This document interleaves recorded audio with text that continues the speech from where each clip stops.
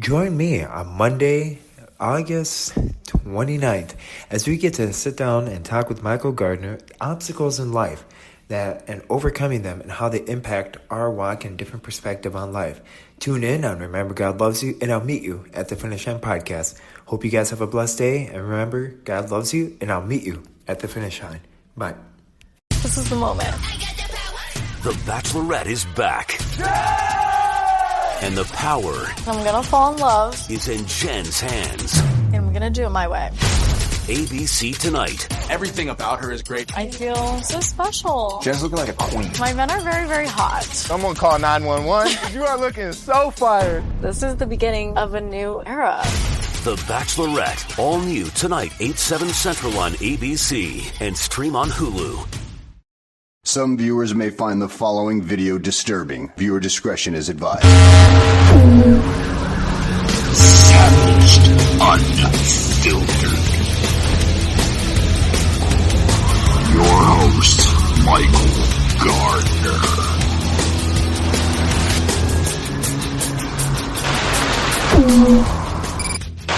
All right, guys. Today we are joined by Joe Rippert of Rip Views Media. Now, this media group, guys, is based out of Chicago, Illinois.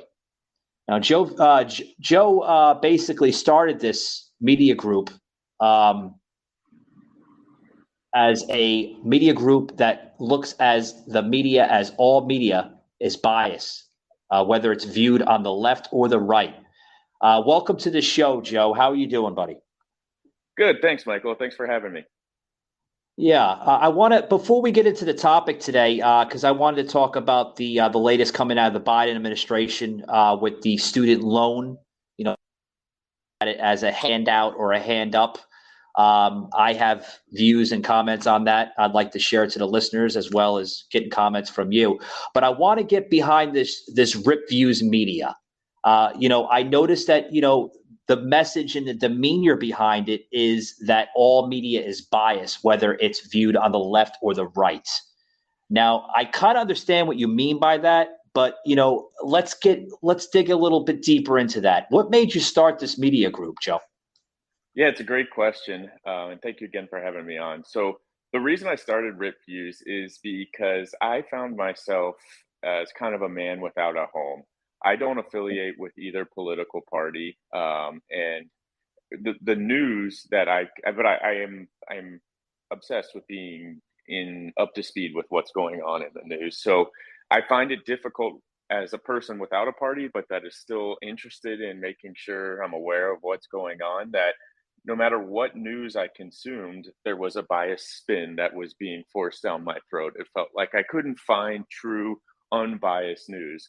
In the mornings, I would watch Fox News, and at night, I'd watch MSNBC to keep myself kind of in the center of understanding the bias. So I was watching both polar sides, and I was reading articles from Mother Jones to get a flavor of what the left was thinking, and then I'd read articles from Breitbart to understand what the right was thinking. And I really couldn't find a true representation of the middle. So I said, okay, I'm going to have to focus on either polarized perspective of certain issues. And there's no source that today, in my view, truly brings to the table both sides of each story. So the whole idea with Rip Views is a news aggregator that shows either side of one story in a newsletter form, primarily in the morning. That comes out at 7 a.m. Central Time to all of our subscribers. And it shows the far left and the far right perspective of the top three headlines of the day. And the idea being is all news is biased. Read both sides, and then you decide from there, rather than solely consuming the news of the political affiliation and the side that you agree with. Oh, yeah, absolutely. As I hear this concept behind your media group, Joe, it almost sounds like a similar concept going back to the 80s and the 70s and 60s, where media actually was unbiased. They reported true and accurate news. They didn't favor one party versus another party. And I think that's very special, with your news, that you give it as it is, right? You're showing, the flaws on the left. You're showing the flaws on the right. You're not agreeing with the left, but you're not agreeing with the right. You're being that unbiased media outlet, which is great. And it's rare too, Joe, because we don't have a lot of groups and media outlets out there, and especially in today's times. You know what I mean? Yeah, absolutely. I think as a nation, we've become more polarized. You see it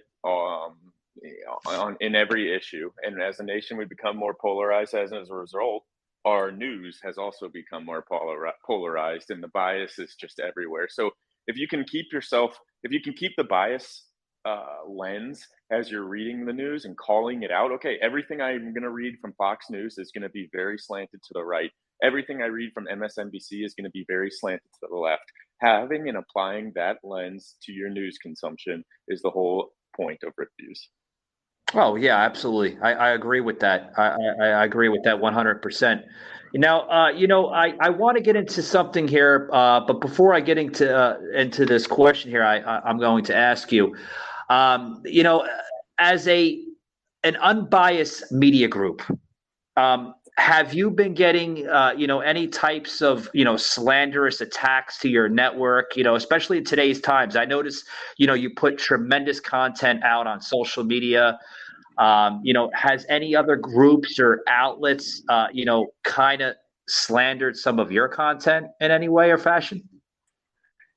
Yeah, I mean, we're in the arena of politics, so that's going to incite emotions from viewers and the social media followers. And the comments that we do see are generally towards the opposing bias.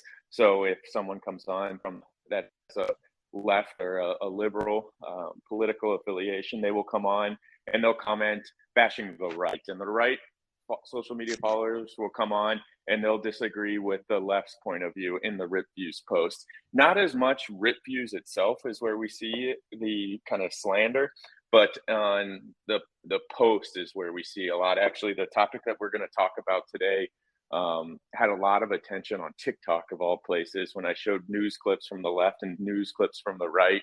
And there was both directions were coming at it in the comment section, going at each other almost about their disagreement with the opposing views. So it's not as much pointed at Rip Views, but more pointed at the side of the aisle that they disagree with, is what we typically see. I also have some people that have started following me on various social medias or following Rip Views on various social medias. They want to get both sides, and they're in politics. They are politicians. So that's been exciting to see. They're quiet. They don't comment, but it's good to see that we have some politicians that are also wanting to view both sides of the aisle and both sides bias when it comes to news headlines. Yeah, you mentioned that a good point there. You just got into, with people wanting to reach out to you, questioning your network and everything, which is great. It's wonderful because, like I said, folks, this is very rare. Okay. And I could say even living now, I now reside here in Florida. I decided to move my entire livelihood from the state of Georgia to the state of Florida, folks. So, even in Florida, we really don't have an unbiased network. A lot of people will tune to Fox, trying to get accurate information. Fox is even, going, basically to a biased network. It used to never be like that. But, such as your network, Joe, it's wonderful that we actually have networks, very, very little now, especially in the 21st century, that will deliver true, accurate news. And that's what news is supposed to be. Savaged, unfiltered.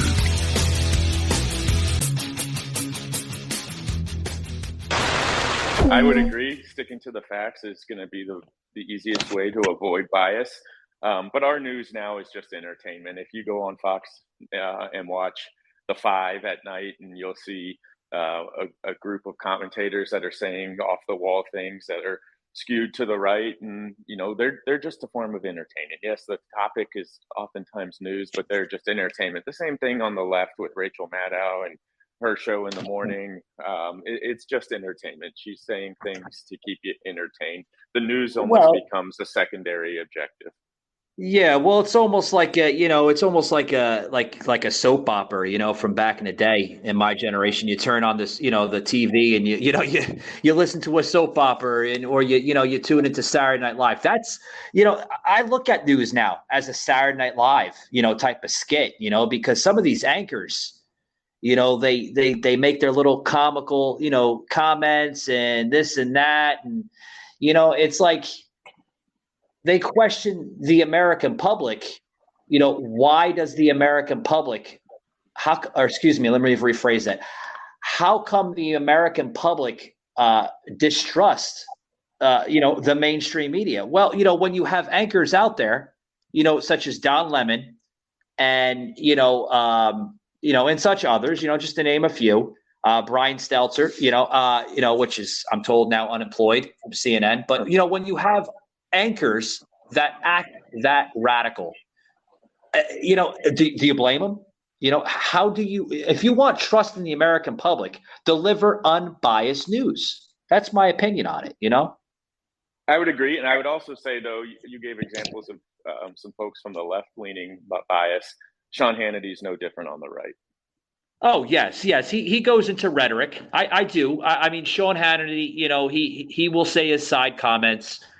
But, I think, as a society, the news is like, a lot of people look at the news as, the true enemy of the people. At first, I'm not going to lie, Joe. I looked at it as that, the mainstream media, the true enemy of this nation. But I don't see it like that anymore. I really see networks right now looking for grand supremacy. They're acting this way for more or less like viewpoints or ratings. Who can one up the other network? And it's sad that we have media outlets that go that route. They shouldn't be worried about ratings. They should be worried about, telling the story or the segment to the American people. That's the way it should be. Yeah, they're all competing for eyeballs, and eyeballs are going to be attracted to the most polarizing topics and the most extreme verbiage used to describe a certain headline. So they know that it's not a secret. It's a science that they've perfected in the sense that they're going to over they're going to overly use extreme words and use it comes to certain headlines like January 6th, like the Mar-a-Lago search, like abortion. They're going to use very polarizing terms and words to describe these issues and have a slant that comes from their point of view of either far left or far right, because that extremism is what our eyeballs tend to go to.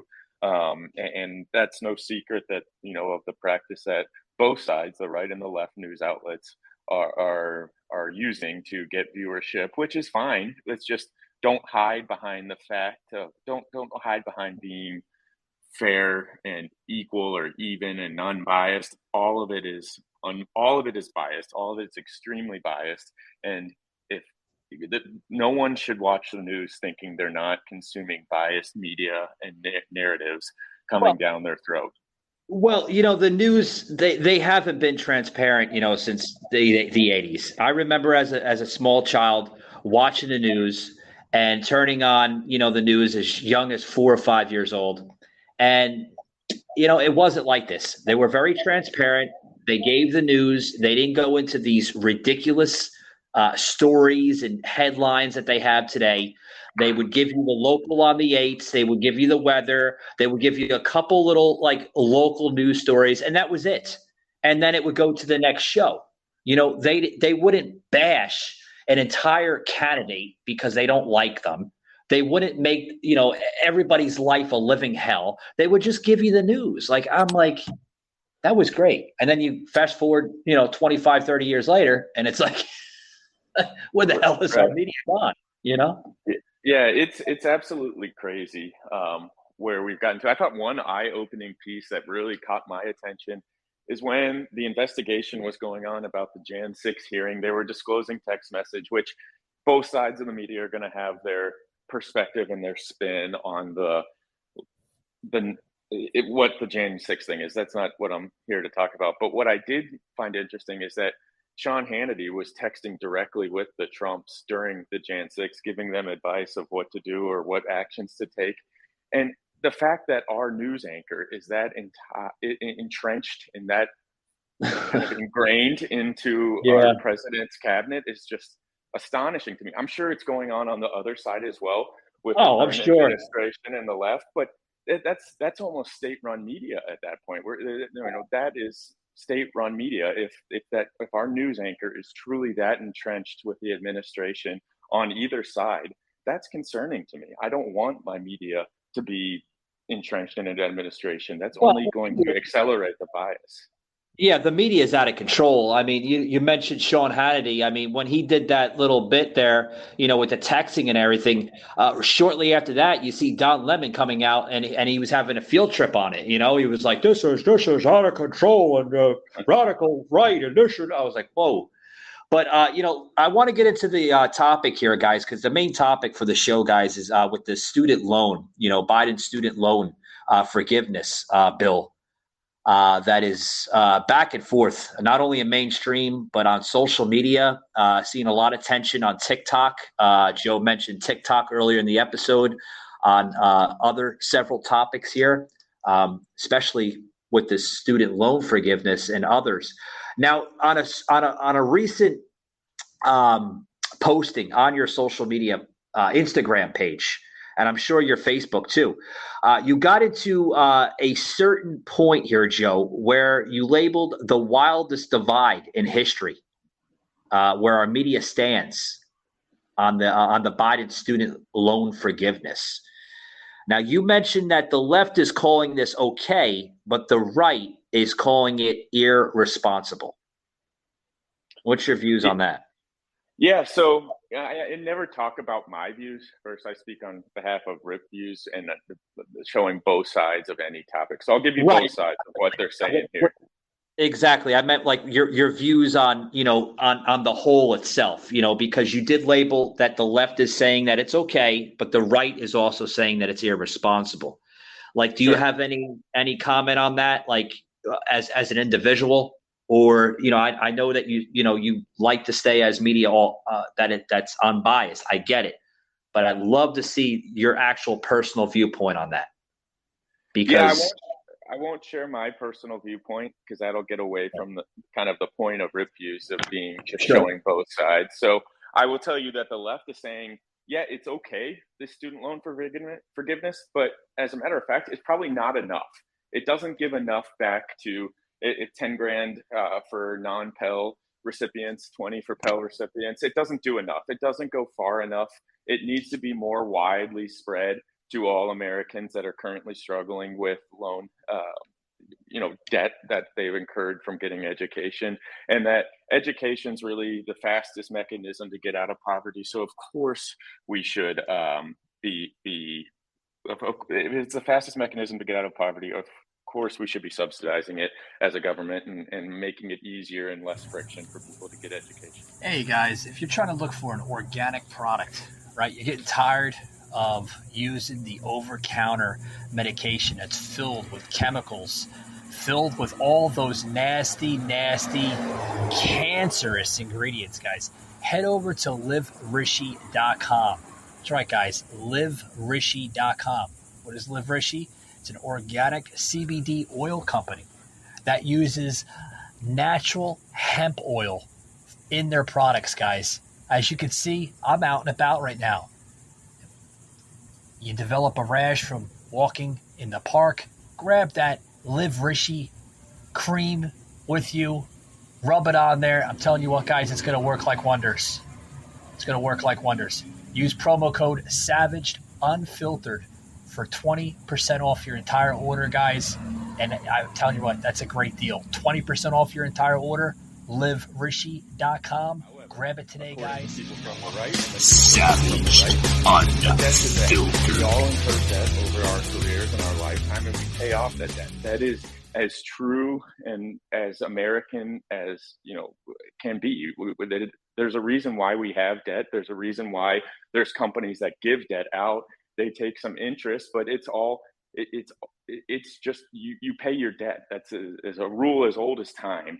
And the fact that we're having to go out there and spend our tax dollars to pay for someone's liberal arts degree is BS, and it's bullshit that we have to do that as taxpayers. And that's what you're going to hear from the right. So it's there's a wide divide because the left says it didn't go far enough, and the right said there shouldn't be one penny that's given or forgiven. So it's just a very divisive topic right now that we're seeing a lot about.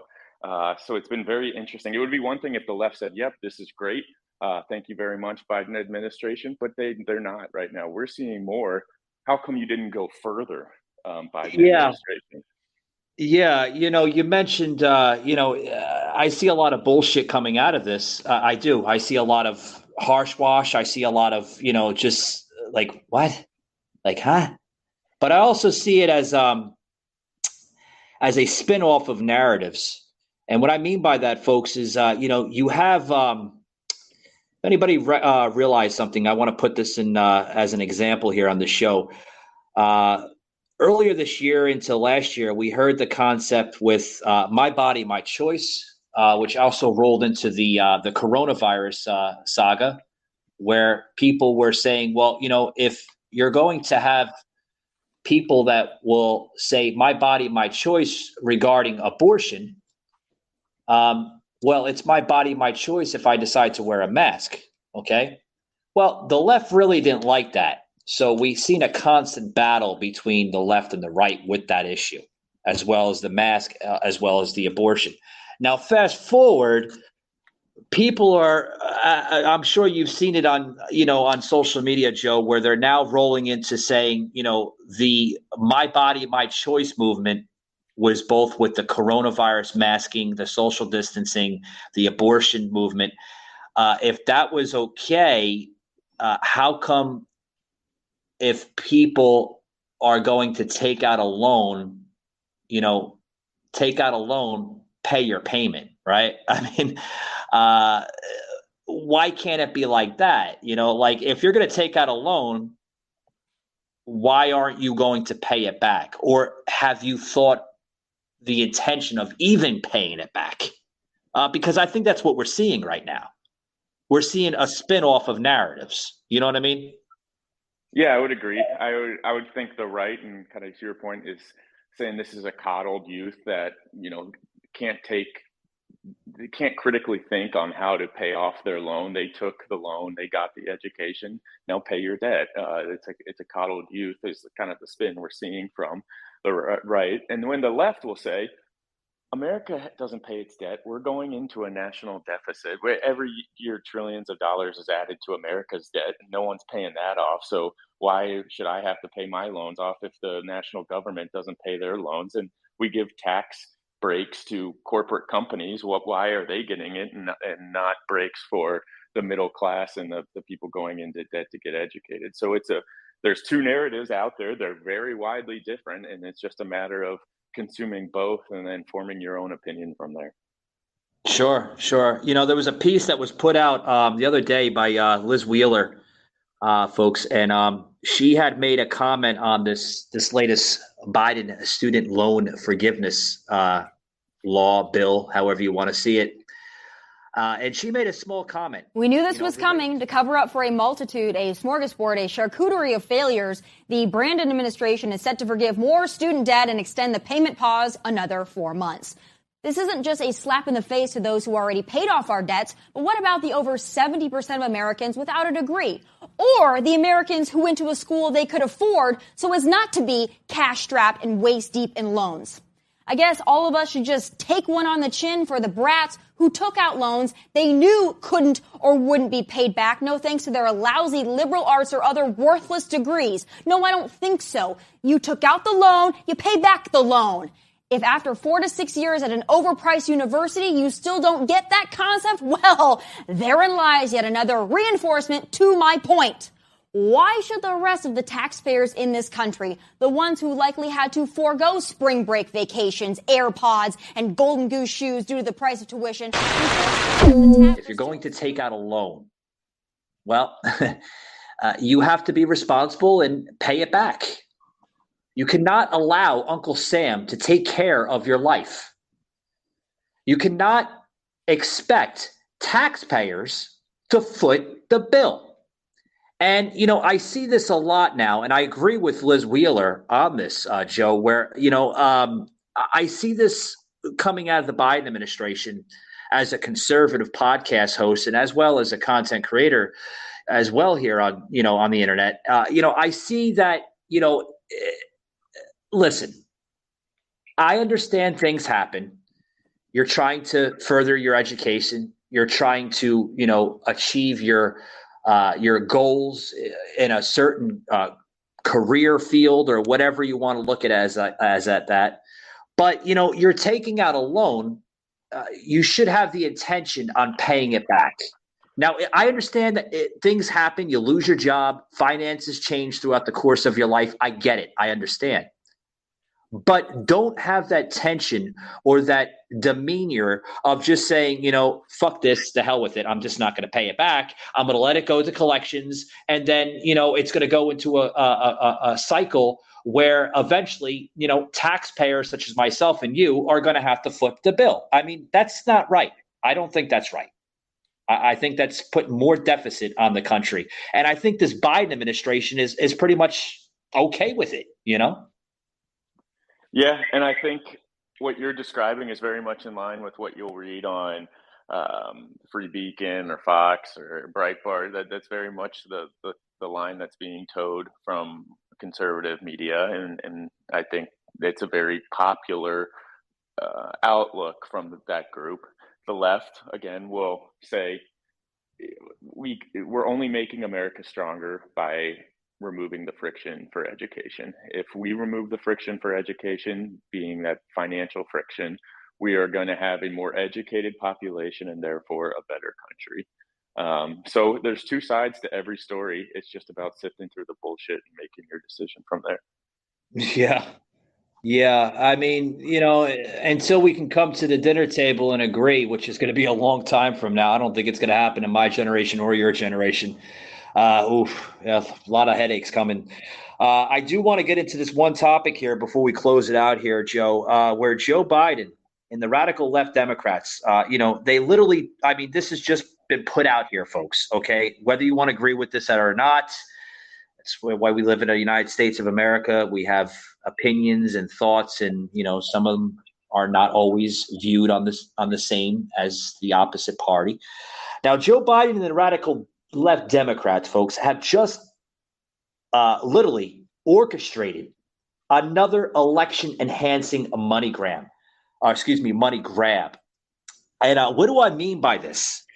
Well, a lot of conservatives are looking at this as possibly another coup, so to speak, Joe, where they're using this as to buy out voters for the midterms and possibly the 2024 general election.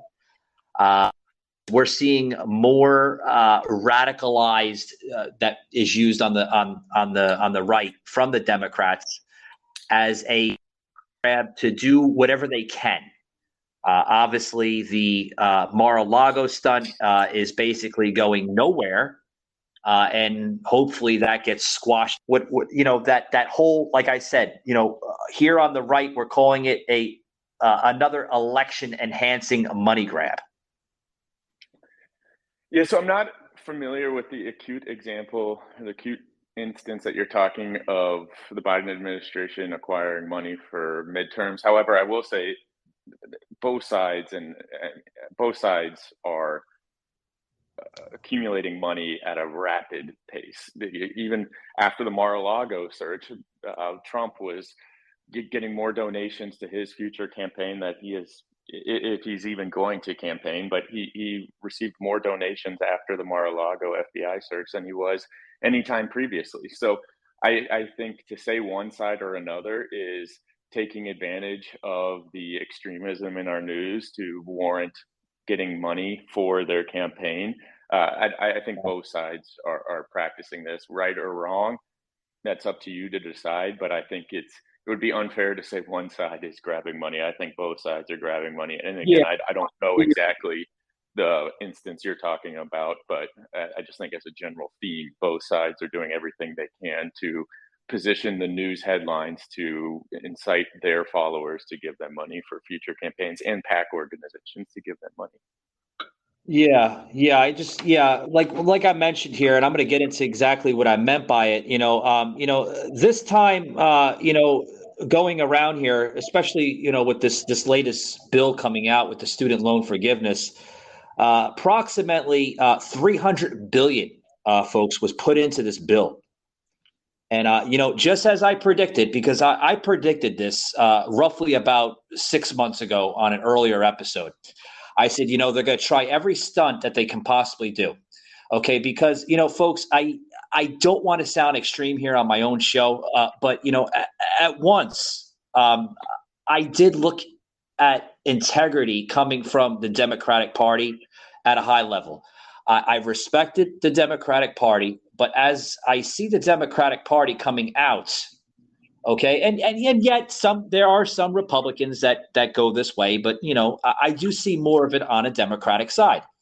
I see more extremism. I see more radicalized agendas, and especially what they're doing. It's okay if we do this, but God forbid the Republicans do something. It's out of question. But now, right now, with this whole student loan forgiveness, it's coming right out of the pocket of the working class American. And Joe, you had mentioned earlier before, we have Americans right now in this country that are struggling. Okay, they're struggling at the most of a crippling inflation, and we're seeing an unaffordable prices in energy. And on top of that, we're seeing war being taken place on foreign soil with Russia and Ukraine. So it's constantly a flip-flop scenario, Yeah, the application of our tax dollars and the allocation of our tax dollars is going to always be a divisive topic. The left is going to have their point of view on how we spend our dollars, and the right's going to have their point of view of how they spend our dollars. So it's very much, there's always been a debate from both sides about how we allocate our tax dollars and where we spend, or to your point, don't spend our tax dollars. So we're going to continue. I don't see any way out of this. No one's going to have a perfect answer that agrees with everybody about how we spend our tax dollars. The right to the right, we're spending way too much right now. We're spending money in Ukraine. We're spending money on loan forgiveness. We're spending money in all the wrong places. And according to the left is we're not spending enough. We need to give the American dream is no longer, because we don't give people a chance to achieve their dreams, and we need to make it an easier place to climb the ladder, especially those minority populations, and really helping them out is where we need to spend our money. So the debate of where our tax dollars are allocated to is as old as time, and I don't envision a world where we won't see a wide gap between both parties about how we spend or don't spend our tax dollars. Yeah. It's like I said, I mentioned before, and I'll say it again. It's a constant headache. It really is. I mean, you have a national debt now reaching in the high trillions. I think I just looked at it just the other day. It's peaking over like 33, almost $34 trillion in debt. Some of that debt was seen at the highest points of a presidential administration. A lot of spending coming out of the Barack Obama administration back in 2008, going through about 2010. We've seen some very, very little coming out of the Trump administration. We actually seen a reboot, so to speak, coming out of the Trump administration, which was always faced with a lot of criticism. With the how would a businessman reenact his vision on the economy and future jobs coming into this country, and now with going into 2022, going further beyond that, we're seeing more deficit than any other possibly president ever in this country, with the spending out of control. You mentioned before, money, being spent overseas to countries that literally can care two shits about us. Do you think some of that money should be spent here first, Joe, versus, sending it overseas? I think you actually hit on a point that probably the left might agree with, is that the left would say, yeah, we need to do a lot more spending inside our border. We need to spend a lot more money on our own Americans and the populations that have never gotten a shot at climbing the ladder of the American dream. And so I think there's probably a lot of people on both sides that agree with our foreign spending and that being in excess on both sides. I think the left would also say, you just gave the stats about our national debt. We don't pay that debt. We never pay that debt. So why should I pay my student debt? That's been a common theme we've been seeing. And the right's going to say, you got to pay your debt because that's what debt is. It's something you owe plus interest. And if anyone, and we degrade the path, and if everyone gets a college degree, is it truly mean anything anymore? If it's kind of just handed out for free willy-nilly, then does it really mean anything to have a college degree? I don't know, but both sides are providing their perspective and hiding it under the guise of being news, when in reality, I hear you. Well, check out what Trump said, Joe. You're going to find this unfiltered. Sounds like Republicans are going to take back control of the Congress. And what would you like to see them do first? What should be priority number one if they do take back control? Number one, take back. That's what has to be number one. We have to take it back. These are radicalized, horrible people that hate our country. What they're doing with the open borders and the judges and all of the things they've been doing is so sad. And then you look at Afghanistan as a topper, the way they came out. We were coming out, and we were coming out strong with dignity. There's never been a lower point than what happened with Afghanistan, in my opinion. So we've got to, number one, we've got to win the House, and I think we can win the Senate also. We should win the House, maybe handily, and I think we should win the Senate. We heard some lock him up chants for Dr. Fauci out there. What about holding Dr. Fauci accountable? Well, he is accountable. He's somebody that has done some pretty poor work. With me, he wanted to keep it open to China, keep it open to Europe. We would have lost hundreds of thousands more people. But he wasn't a big factor in my administration. But Biden has made him a big factor, and they have done But on the left, they're saying, they're giving statistics about how cumbersome that debt is on Americans and how restricting that debt is on Americans. And that, there's going to be some stories of people clawing their way out of debt. But there's more instances of people being buried in debt and not being able to climb the ladder and achieve the American dream than there are people like this Newsmax lady. So you're going to see a lot more stories if you're looking from the right, with stories of people that can execute on a plan and that they do pay off their debt. And then stories from the left of statistics, more macro statistics about what debt is doing from a socioeconomic status on Americans as they depart college and enter into their careers.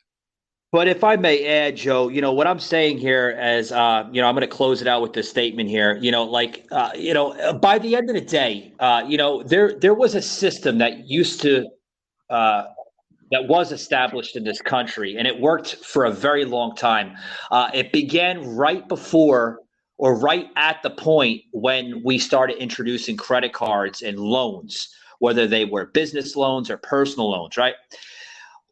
To achieve a loan, a personal loan, or even a credit card, you would have to establish credit. I get it. And I think that was the right approach by doing it.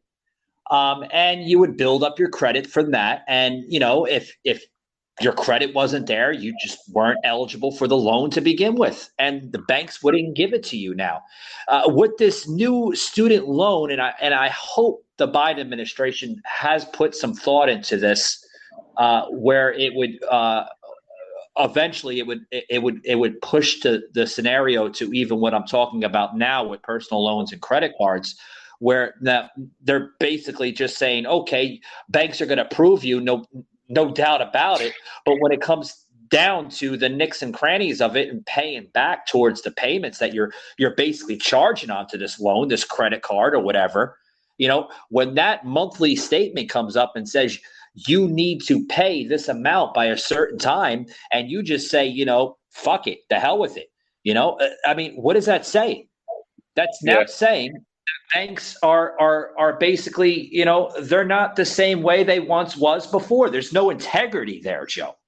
So it's setting our country up for failure rather than success. Yeah. Do you know who Dave Ramsey is? I've heard bits and pieces of him. Yes, I don't follow him or his work all the way, so to speak. But yeah. He's a financial advisor, not formally, but he has a financial advice podcast and media, and he's got a whole network based out of Nashville. And if it was up to him, there would be no such thing as debt or credit. There would be, you pay in cash. Everything you get and you own is paid in cash. And that's his point of view. He's right skewed. So I think there's a right bias when you're listening to him, but this is not a common theme, but he's extreme.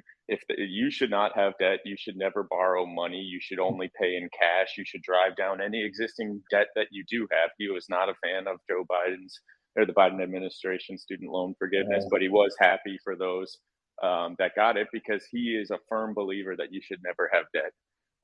So it's an interesting.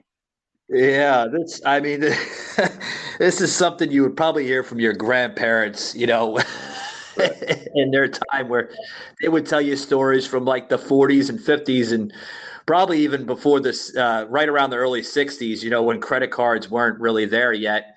And they would say, if you didn't have the credit, you simply didn't have it, Right. And that was it. And to be honest with you, I think it worked. I mean, and why it worked, Joe, is I think it made the individual a lot more intellect, with one another, or it made them more responsible, in making these decisions.